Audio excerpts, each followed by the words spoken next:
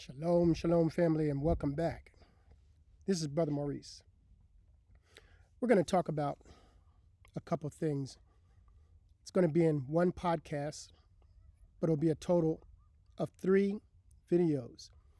And these videos, or should I say the podcast will be called Vicissitudes, the Rich, and the Pathway Back to Eden.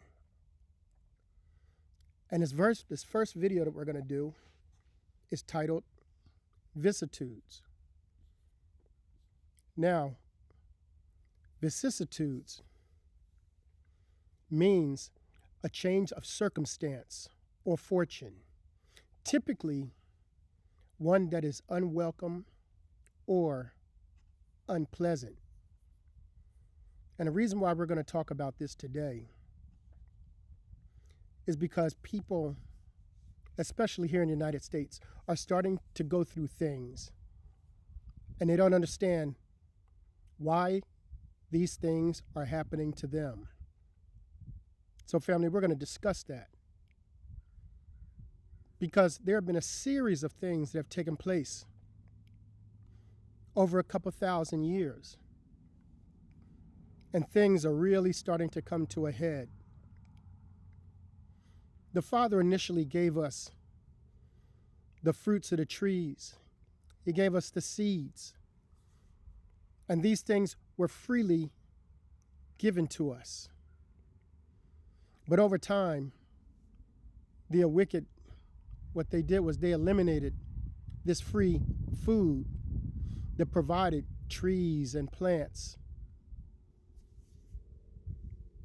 So they started removing things from off the earth. They start to charge for food that's grown from the earth.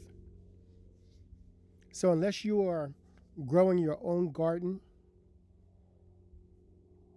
then you're not going to get any food unless you go and spend money for it. The Bible originally said that we were supposed to work and eat by the sweat of our brow. But the wicked took the word eat out. So it looks like we're just to work by the sweat of our brow. But the Father didn't want us working for others. He did not want us in servitude to others. He wanted us to do this thing individually, or should I say together in community. And through a community, we would do things together, planting our food. When it came time to go out and bring in all of the things that are growing, He wanted us to do that as we all would work together. But today now, these things, they're charging us for them. But now it's gotten even bad, or should I say even worse, because the price of things have been rising. And a lot of people, it's hard for them to afford this food. So not only that, we have everything that is being tainted. Everything is being contaminated. The food that we buy is contaminated. It's contaminated with chemicals. It's contaminated with heavy metals. And it's harmful to our bodies. So today it's hard to find things, fruits and vegetables, and these things produce seeds. And people think it's normal that you just go to the supermarket to purchase these things when we should have been growing them all along for ourselves. But now we're paying for fake food, fake, harmful food. And I shouldn't even call it food because it's not real food. Then the water. The water is contaminated. The water is full of chemicals. And if you live in a city and you don't have your own well, you're not even drinking fresh water. Let me pause for a second and digress. Because now that we understand the Irkadeshi, we understand that the Irkadeshi provides us food, The Air Kadeshi provides us water and also air. But back to the water. If you have your own well, you're able to pump your own water.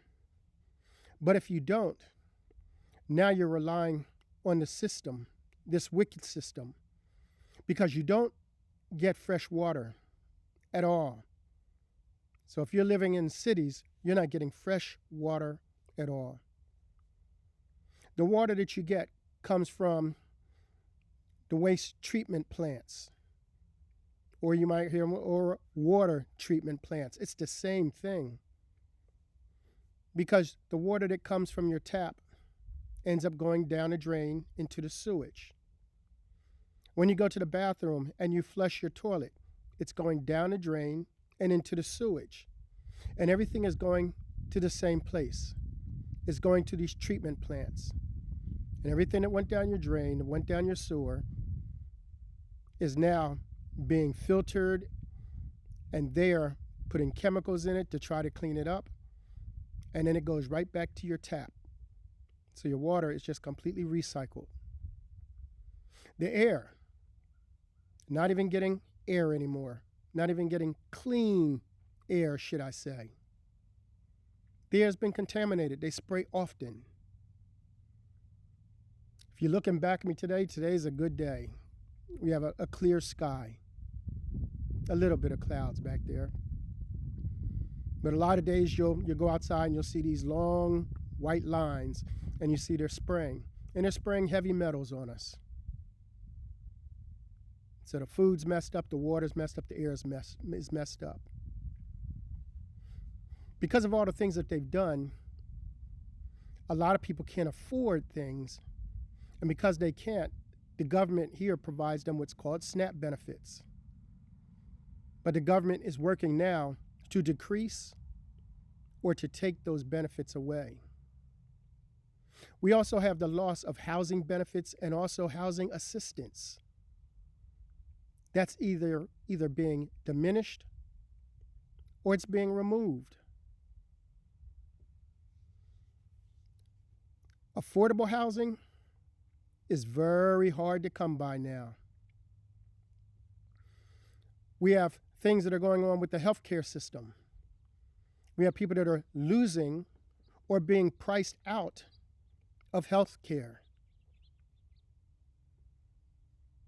Then we have mass firings and layoffs. People think that it's just the government, but if you do your research, you're going to find a lot of major corporations are also doing this. They're also laying off people. Some places are by the hundreds, some by the tens, and some by the thousands. And this is traumatic because now family are losing their livelihoods. And why is this all done? Because of the wicked, elite, ruling class.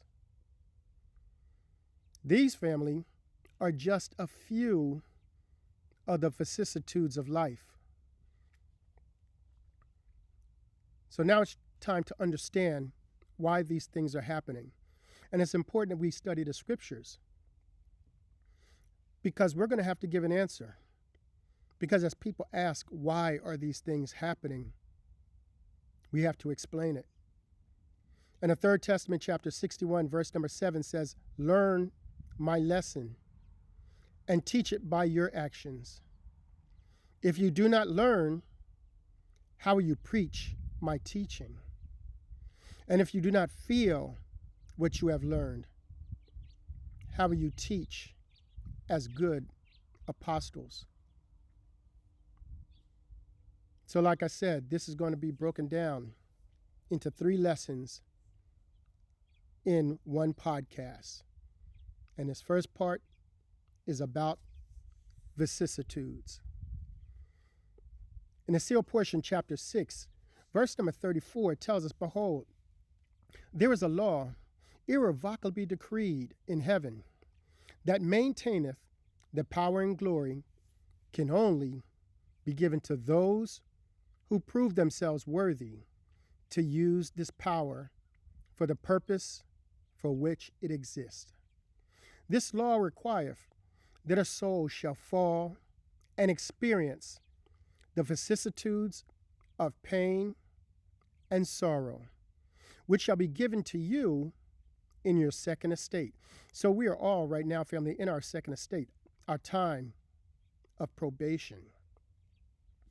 Verse 35 says, upon experiencing this period of probation, a soul must lose all power over the elements and nature and be subject to the power of natural effects, which wield the soul weak and debilitated, even unto death.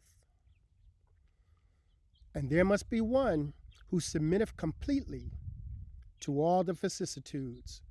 So we have one person that's going to be able to completely get through all of these circumstances or all of these unwelcome or unpleasant things during their probationary state, and doeth so in perfection, never deviating from the laws of heaven. This one will comply with all the laws of heaven and remain faithful and stalwart or loyal all the days of his probationary period. They're talking about Yeshua, Christ, or the one people call Jesus Christ. Verse 37 tells us that this one shall overcome all things and satisfy the demands of the law, so that death shall have no power over him. And voluntarily, this one must offer his soul up as a sacrifice to satisfy the demands of the law for the rest of the spirits of my children. And Jehovah, who shall be known among you as Jesus the Christ, or Yeshua, is he who shall comply with the law and cause death to lose its power over my children. Even so, as in Adam, all of my children will suffer in death. Even so, in Christ shall all be made alive. And all things must be done through the voluntarily will of those that I've chosen, according to the eternal law of agency. Let's go to the sealed portion, chapter 23. Verse number 14 says, and it came to pass that the Benelites organized the Canaanites into armies and elected captains and chiefs among them. And their desire was that they should become sufficiently strong enough to invade the land of Eden and take the sons and daughters of Adam captive, so that they could be the leaders of the whole land. And it came to pass that Adam was given word of the preparations of the Benelites and the Canaanites to come in among them and take over the land. So we have something here that is about to happen to Adam and his family, something that's going to be traumatic. This is going to be a serious vicissitude that they will have to deal with. We, family, are dealing with many things also, and we know these things are coming. And what's the normal thing to do? To pray and ask the Father to stop this so that it does not happen. But sometimes when we pray, the thing still comes to pass, and we still must deal with it. And then we ask the Father, why? Why did you let these things happen? Why are all these traumatic and devastating things taking place in this world? And we pray to you, Father, and nothing changes. Well, let's see, family, what happened when Adam prayed. And because of this, Adam became exceedingly sorrowful and mourned many days before the Lord, praying unto him that this thing might not come to pass. So we see, family, Adam prayed. Let's continue. And a voice of the Lord came unto Adam, saying, Behold, it is expedient in me that I allow this thing to come to pass. For I have granted unto the children of men their agency, to choose for themselves the laws by which they shall live, and the happiness that they would desire. So the Father is leaving everyone to their free will. Verse 17, and it is necessary that they experience all the vicissitudes. So they have to experience all of these circumstances that are unwelcome and unpleasant. Did you hear that? It's necessary that they experience all the vicissitudes of mortality so that they shall understand the great necessity in keeping my commandments, which I have given unto them. Family, if we all could keep these commandments that the Father has given to us, do you understand we could live in peace and harmony? That'd be a nice thing. A really nice thing. But he gave us our free will. And because he gave us our free will, we're going to have to make it through this probationary period. Now, there are things that I wish that my parents could have taught me so that I would understand, because these things were in the scriptures, but because they were removed, we now blindly make our way through this life. Now in the sealed portion, chapter 10, verse number 79, starting there, it says, and you shall teach your children that when they enter into mortality, the hardships and vicissitudes of life shall be for their own good. And Eve shall explain unto them the pain and sorrow in her conception, which is opposed to the joy that is felt by our eternal mothers when they conceive and bring forth a spirit child in the kingdom of our Father. And Adam shall explain unto them that the earth shall produce food and raiment, unlike the manner in which they are produced in the kingdom of our Father. And that this food and raiment will not be given freely and without toil. Because we got to go out there and we got to till the ground and we have to prepare things. So it's not going to be given freely. We're going to have to work for it. But we're working for it by the sweat of our own brow as we till the land and prepare things so we can then harvest the food.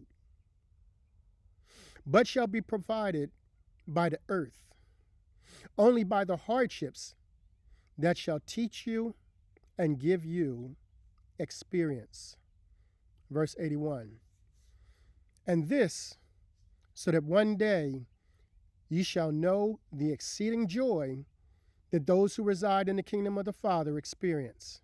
For behold, they do not toil, neither do they experience any hardships, because the food and raiment that brings them this joy will be freely provided for them forever. Now let's go to the Third Testament, chapter 30, starting at verse number 17. It says, my judgment upon every spirit by virtue of this law is perfect and inexorable, meaning impossible to stop or prevent. Verse 18, I alone know how to judge you, because every fate is incomprehensible to man. Therefore, no one is exposed or betrayed to others. After the spirit beings have lost their way in their sins, after so many struggles and vicissitudes, and after long wanderings, they will come to me full of wisdom, because of their experiences purified by pain, lifted up by their merits, tired from the long pilgrimage, but simple and joyful like children. Let's go to Revelation chapter 12, verse number 14. It says, "Therefore, the elders and the beasts which stood before the woman gave her 2 wings of a great eagle, that she might fly into the wilderness, into a place prepared for her, where she is nourished for a time and times and half a time, safe from the face of the serpent." Now let's go to Revelation Unfolded, page number 289, so we can get some understanding. It says here, John expresses the effects that the prophets of God, or the elders, and the unseen angels, the beast, have on those who keep the commandments and have the testimony of Yeshua the Christ. They have the ability to give power or wings to those who listen and obey. They have the ability to give power, that's the wings, to those who listen and obey to escape the vicissitudes and torments of the flesh.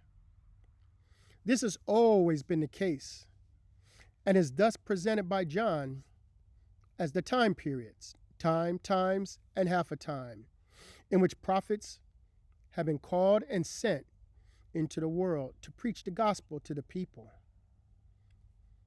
Revelation chapter 14, verse number 12 says, "And I heard a voice from heaven saying unto me, Write, here is the patience of the saints, and here are they that keep the commandments of God and the faith of Yeshua the Christ. Blessed are the dead which die in the Lord from henceforth. Yea, saith the Spirit, because they shall rest from their labors, because their works follow them." Revelation Unfolded, page number 331, gives us some more understanding. It says, "Those who listen to these sayings of mine and doeth them are those whose house is built upon the rock. No matter what the beast throws at them to deceive them and disrupt their peace, in patience they remain steadfast and immovable in keeping the commandments and counsels of Christ. These saints understand the will of the Father, and it is forefront in their thoughts." This is the seal of God in their foreheads. They, listen to this, they ridicule and judge none. They worship none. They fear none. And they are unaffected by the vicissitudes created by the beast and those who have received his mark. They experience the effects of Christ's promise. "All things are delivered unto me of my Father, and no man knoweth the Son but the Father, neither knoweth any man the Father, or who receives the seal of the Father in their forehead, save the Son. And he to whomsoever the Son will reveal him." So, Christ must reveal the Father to you. "Come unto me," this is from Matthew chapter 11, verse 27. "Come unto me, all ye that labor and are heavy laden, and I will give you rest. Take my yoke upon you, and learn of me, for I am meek and lowly in heart, and ye shall find rest unto your souls. For my yoke is easy, and my burden is light." Now let's go to the Third Testament, chapter 17, verse number 75. "I will teach you a manner of preparing yourselves so that your actions of each day are all inspired by noble sentiments, and so that the vicissitudes and difficulties do not stop you or force you back. When you open your eyes to a new day, pray. Come to me in your thoughts. Form your plan inspired in my light. And rise up to struggle, determined to be strong and not lacking either obedience or faith for an instant.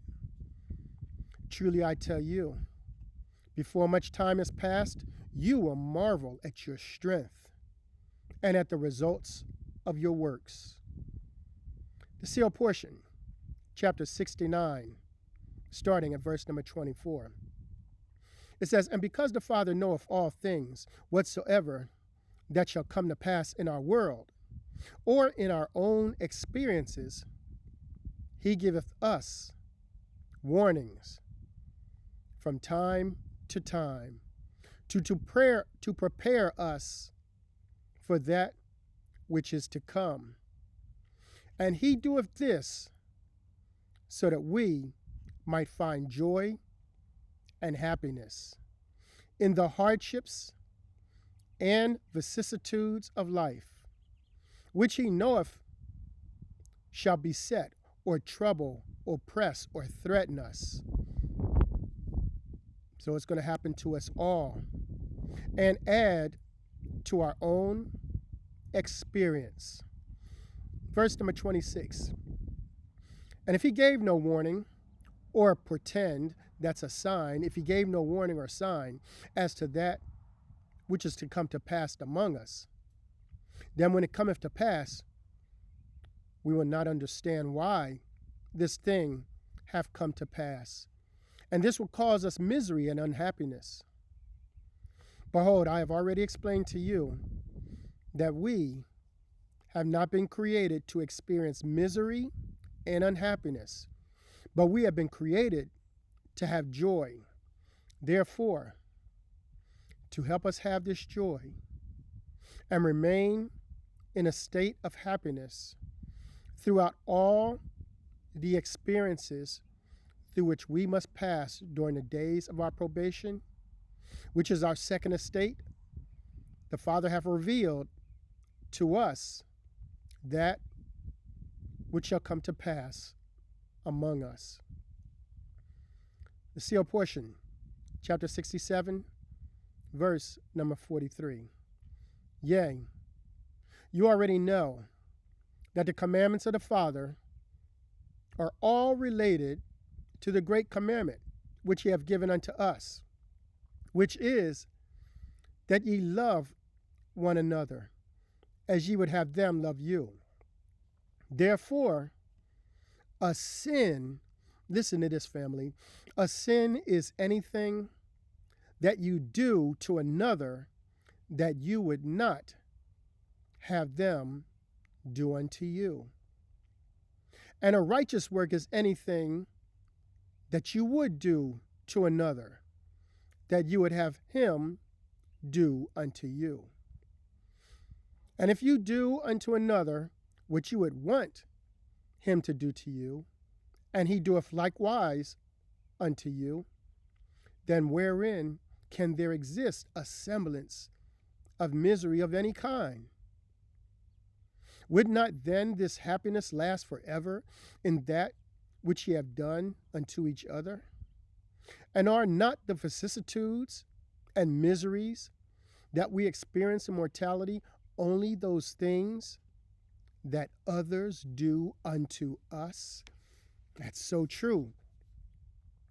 Because the things that are taking place that's causing so much misery is done by other people, because they will not do unto others what they would have them done unto them.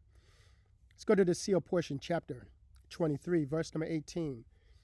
It says, "And now, my beloved son, lift up your head and be of good cheer. For behold, thou hast kept my commandments, and hast done all those things which I have commanded thee to do.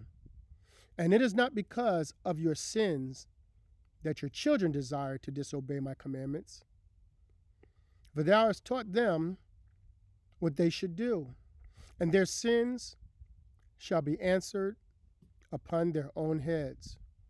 And now, a commandment I give unto thee, that thou and those who follow thee should leave the land of Eden, and make vessels in which ye can cross the great waters, and enter into a land that have been prepared for you. So right now, Adam and Eve and his family, or Yacht Squad and Kava and their family, they're here in the Americas. And because of the things that the Bananalites and the Canaanites are doing, they have to leave. And the Father's going to have them to flee to another continent. Now, this place where they're going, listen what the Father says. And this land is not as verdant, or it's not as green with grass or other rich vegetation, and comely, beautiful, or pleasant to look at, as the land of Eden. But it is the land that I desire that the generations of men inhabit for their own sake.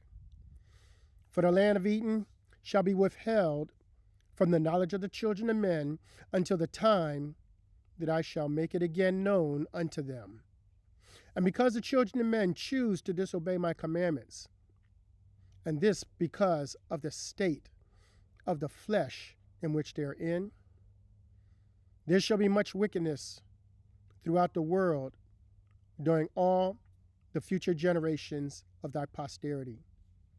And I will make this land of Eden a promised land unto those whom I will, and I will cause that it shall be a place of refuge and freedom for those of thy posterity that honor me and keep my commandments.